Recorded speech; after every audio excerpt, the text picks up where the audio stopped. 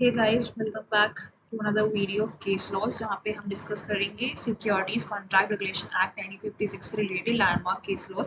तो कोई भी आपका फ्रेंड या कोई भी आपका रिलेशन में कोई भी जो है अगर केस लॉज के बारे में ढूंढ रहा है तो I be uploading more of the videos related to this securities contract, FEMA, foreign trade regulation, SEBI SEBI का मैंने कर दिया है, तो उसका लिंक मैं डिस्क्रिप्शन में दे दूंगी। सो या प्लीज़ अगर आप किसी को दे सकते हैं दीजिए, और अगर आपके इंपॉर्टेंट इसके लिए तो आप भी पढ़िए, और अगर नहीं भी है तो ज्ञान लेने में क्या जा रहा है, ठीक है। बट उसके पहले do like, share and subscribe my channel, and do not forget to click the bell icon, ठीक है, ताकि आपको वीडियो जल्दी जल्दी मिल जाए। सो प्लीज़ यार, मतलब करवाओ यार, ठीक है। इतनी मेहनत से वीडियोस बनाती हूँ मैं, तो ठीक है। So let's get started.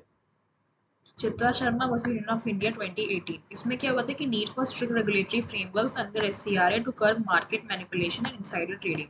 बहुत सिंपल सा केस, इनसाइडर ट्रेडिंग से भी रिलेटेड। आप इसको इनसाइडर ट्रेडिंग जब आप लिख रहे होगी तब भी इसको केस लॉ को आप डाल सकते हो कि जो है ये इन्होंने सिक्योरिटीज कॉन्ट्रैक्ट रेगुलेशन एक्ट को निकाल के अंदर कोर्ट ने बोला कि बहुत रेगुलेटरी फ्रेमवर्क्स हैं। इसके जितने भी फ्रेमवर्क्स हैं हम पढ़ेंगे अंडर अ डिफरेंट वीडियो कि एससीआरए में क्या क्या चीज़ें होती हैं।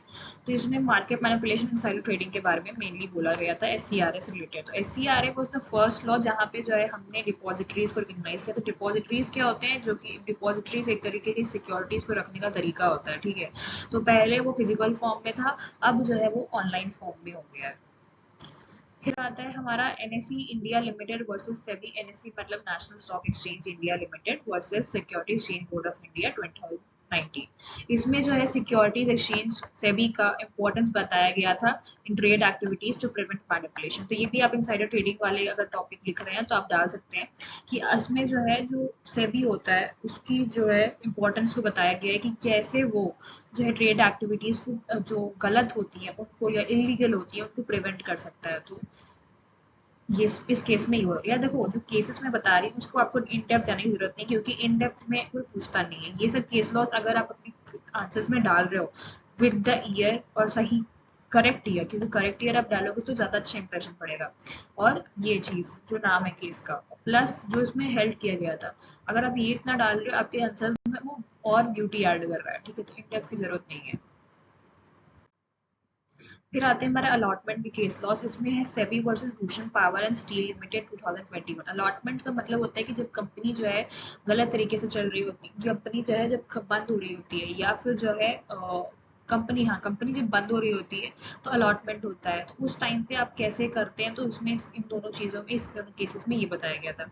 तो इस वाले केस में जो 2021 का है उसमें जो है अनफेयर अलॉटमेंट हुआ था प्रेफरेंशियल शेयर्स में। तो यहाँ पे कोई ट्रांसपेरेंसी नहीं है, तो इसलिए कोर्ट ने बोला ट्रांसपेरेंसी का होना बहुत जरूरी है और ये काम है सेबी को देखना। तो इस केस में ये हुआ था। फिर अलायंस पेट्रोलियम आईपीओ केस में क्या हुआ था कि इन्होंने आईपीओ अलॉटमेंट को मैनिपुलेट, आजकल आप देखते हैं मैनिपुलेशन कितना ज्यादा होता रहता है, तो इन्होंने मैनिपुलेट ही कर दिया कि वो कनेक्टेड है। तो सेबी ने ये सारे जो नॉर्म्स थे ओवर सब्सक्रिप्शन उसको रिवाइज कर दिया। तो रिलायंस पेट्रोलियम आईपीओ केस में आपको बस इतना जाने की जरूरत है कि जो अलॉटमेंट था वो जो है मैनिपुलेट कर दिया गया था। फिर सेबी ने जो है ओवर सब्सक्रिप्शन के जो नॉर्म्स थे उसको रिवाइज किए थे, क्योंकि ऑब्वियसली बात है मैनिपुलेट किया है तो हो सकता है ज्यादा सब्सक्रिप्शन इनके आ गया। तो इनके इस नॉर्म्स को जो है सेबी ने रेगुलेट कर दिया था, ठीक है। तो thank you so much guys, and I see you in the next video. So do not forget to subscribe and like and comment whatever subject you want me to make a video or whatever topic, and I'll make a video on that, okay, ठीक है। Thank you so much.